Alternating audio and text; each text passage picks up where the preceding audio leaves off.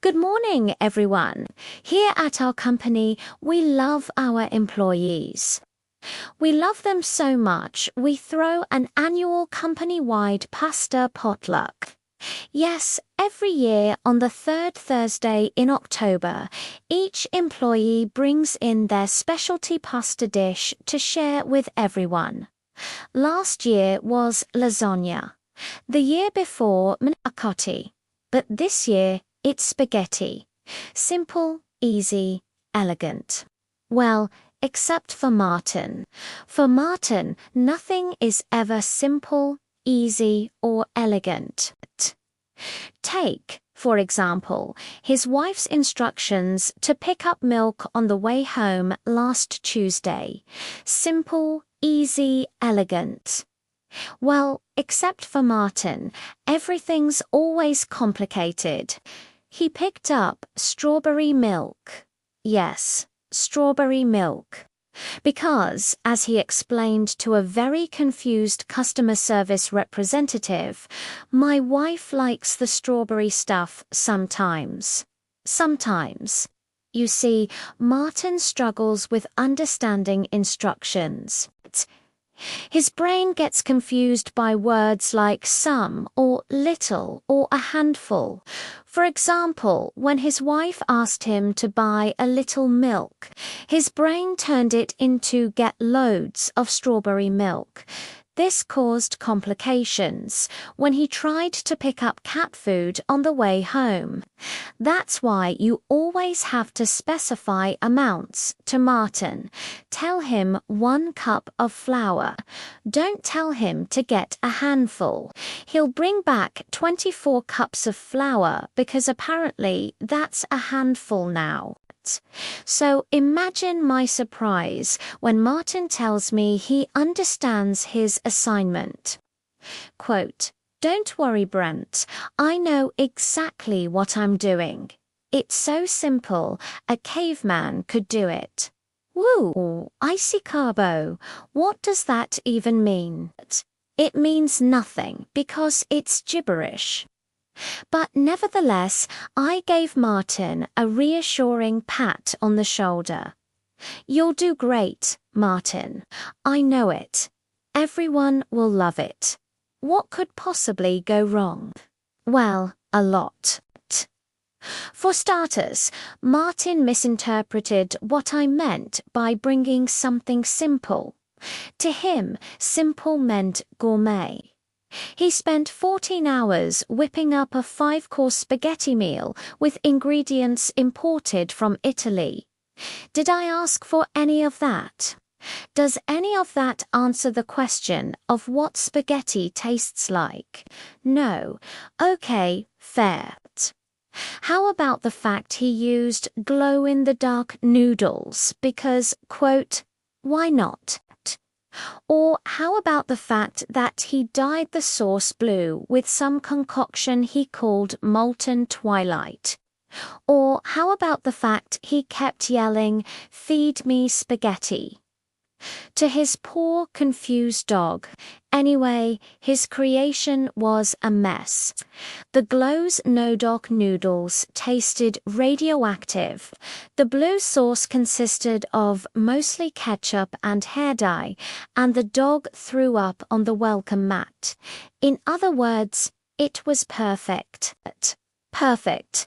Because if I've learnt anything about Martin, it's that he can't make anything normal. And for some reason, I really like that about him.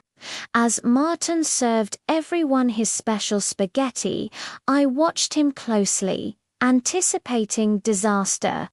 But to my surprise, people were loving it. They loved the presentation, they loved the ambience, they loved the unique flavors, they even loved the dog puke. After all, it was an art piece. All jokes aside, though I was a little worried about the glow-in-the-dark noodles. I couldn't help but wonder, are they poisonous? Does this count as bioluminescence? Is it safe? Can I get radiation poisoning from eating these? Those are important questions. Luckily, Martin answered them for me. They're delicious, said Martin.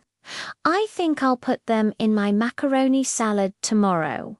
Radiation poisoning it is. After Martin cleared all his dishes, I followed him to the break room. There were still a few leftovers in his Tupperware. Would you like to try some more? He asked. You know, they glow under the black lights. Neat trick. I politely declined. I wasn't hungry anymore. My appetite was gone. However, there was something left in his Tupperware that piqued my interest. It was a tiny package wrapped in wax paper. What's this? I asked. Oh, those are the meatballs, said Martin proudly. You want to try one? Actually, I said, that reminds me of a story.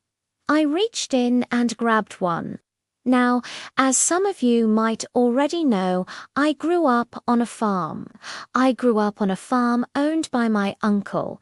My uncle owned a bunch of animals. He raised sheep and cows and chickens, but most importantly, he had pigs. Yeah, lots of pigs. In fact, we had so many pigs on that farm, we practically had a pig infestation. Do you have any idea how many pigs my uncle had? At one point, we were up to 367 pigs. 367. They would run around the farm, rooting and snorting. They'd chase us around. They'd steal your lunch. And don't even get me started on mud.